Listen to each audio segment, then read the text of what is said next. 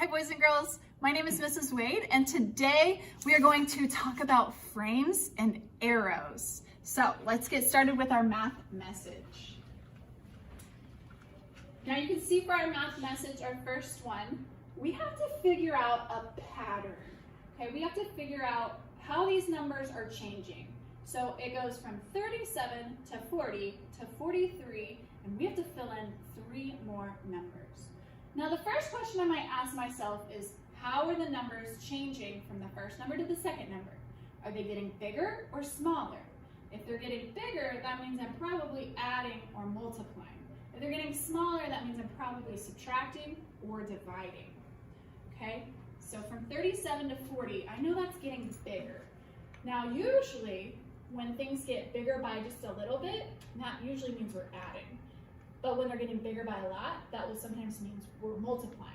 So let's take a look. These numbers aren't too far apart, so I think we might be adding. And I know if I count from 37 up to 40, that gives me 3. So 37, 38, 39, 40, right? That's 3 away. So what if our pattern is adding 3? Let's test our theory. So if we go to 40 and add 3, 40, 41, 42, 43. Hey, that's our next number in our sequence. So I think we figured out our pattern, and let's see if we can figure out the rest of these 3 numbers. Okay, so 43 plus 3 would give me 46. 46 plus 3 gives me 49. And 49 plus 3 gives me 52. Okay? Now let's look at our second problem. Okay, this one's weird because it starts with some blanks and then we have some numbers in the middle. So I noticed that our numbers in the middle are getting smaller. 36 to 33, that number is getting smaller, so it probably means we're subtracting or dividing. And it looks like they're getting smaller by just a little bit, so I'm going to guess that we're subtracting here. So I'm going to see and put this to the test.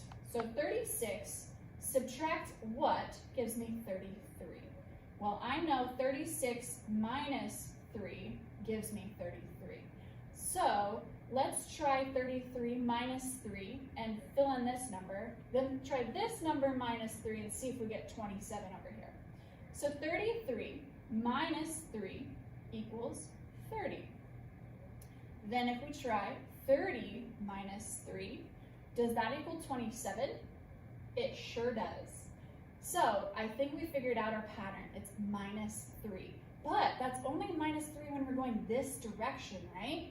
So we need to go backwards, right? Backwards to figure out these first 2 blanks. So what is the opposite or backwards operation of subtraction? Well, the opposite or backwards operation of subtraction is addition. So instead of subtracting 3 to go backwards, we're going to add 3 to go this direction. So 36 plus 3 is going to give me 39. And we can test our theory and make sure it works by taking 39 minus 3, and that gives us 36. So we are correct. Then we have to go add 3 again because we're going backwards still. So we're going 39 plus 3, and that's going to give me 42. And if we take 42 minus 3, that'll give us 39. Okay? So that's going to help us with our frames and arrows today. Now our frames and arrows looks like this. Go ahead and find your math journal, pause the video if you need to, and we're going to be on page 57. Okay, page 57. So on page 57, it says frames and arrows. Find the pattern. Fill in the missing numbers and rule if needed. So here's our rule, and it's plus 5. So unlike our sequence where we had to figure out our rules, this one it tells us what we're supposed to do. So it's kind of nice. And it's called frames and arrows because these boxes or circles are called our frames. And then of course they have the arrows that lead to the next box.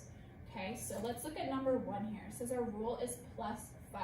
So every time we see an arrow, we need to add 5. So let's look at our first box. We have 10. If we see this arrow, it tells us to add 5. It tells us to do our rule, add 5. So 10 plus 5 equals 15. Okay, so we're going to fill in our next box. Then we see the arrow again leading to the next box. That means we need to do our rule again. So 15 plus 5 equals 20. Then, to check our work here, we should be lined up with this 25 here. So let's see.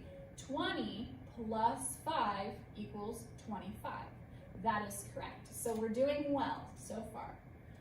And then we keep going because we have 2 more boxes to fill out. So 25, do our rule, plus 5 equals 30. And then our last arrow tells us to finish off this sequence and do 30 plus 5, which equals 35. Okay, that's not so bad, right? It's a lot easier when they give us the rule, unlike number 2 down here, where it doesn't have the rule filled in for us. We have to see if we can figure it out. So we have to figure it out just by like what we did with our sequence here. We had to do some math and see if it was adding or subtracting, multiplying or dividing. We have to do the same thing here. We have to look at the numbers they gave us and see if we can figure out a rule. So the first number they give us is 75. And then I noticed that it goes down to 70.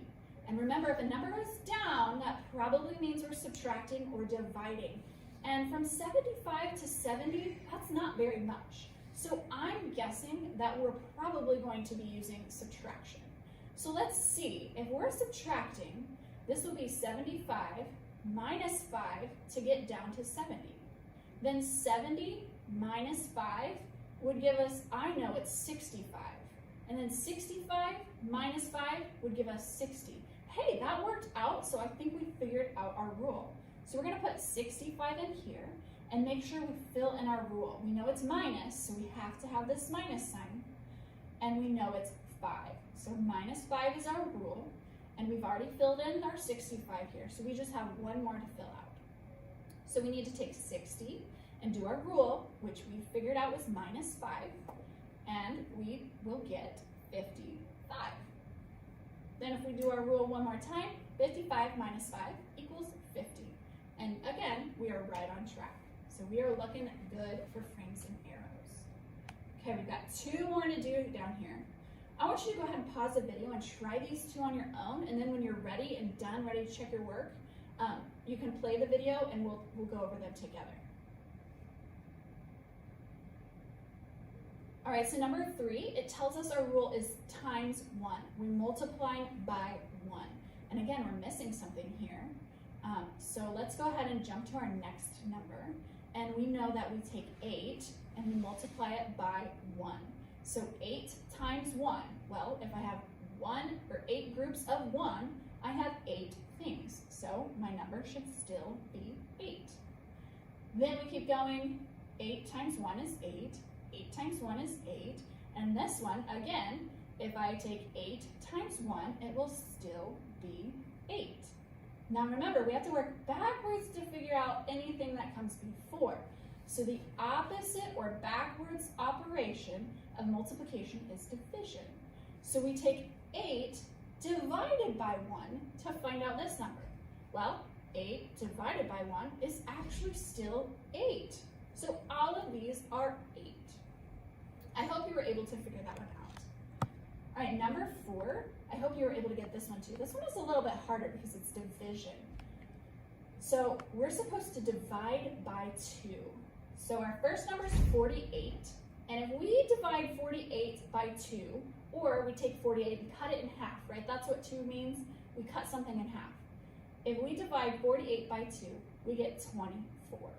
Then if we take 24 and divide it by 2 again, we're going to get 12, right? Half of 24 is 12. Then we have to finish these last 2 boxes here. So we have to take 12 and divide it by 2. That means we take 12 and we cut it in half. If you need to draw a picture, you can draw a picture real quick. Just 1, 2, 3, 4, 5, 6, 7, 8, 9, 10, 11, 12. Right? That didn't take me long. And then I cut it in half right here. How many dots are above my line? Well, I count 6. So 12 divided by 2 equals 6. Then I take 6 and divide it by 2 again. So again, if I wanted to take even this picture, there's 6, and I need to cut it in half. That'd be right here. How many dots are on this side of my line? Well, there's 3. So 6 divided by 2 equals 3. And that will get us our answer for frames and arrows. All right, so when you are finished filling out your journal with me, go ahead and move on to your next math assignment. Thanks for joining me today. Bye.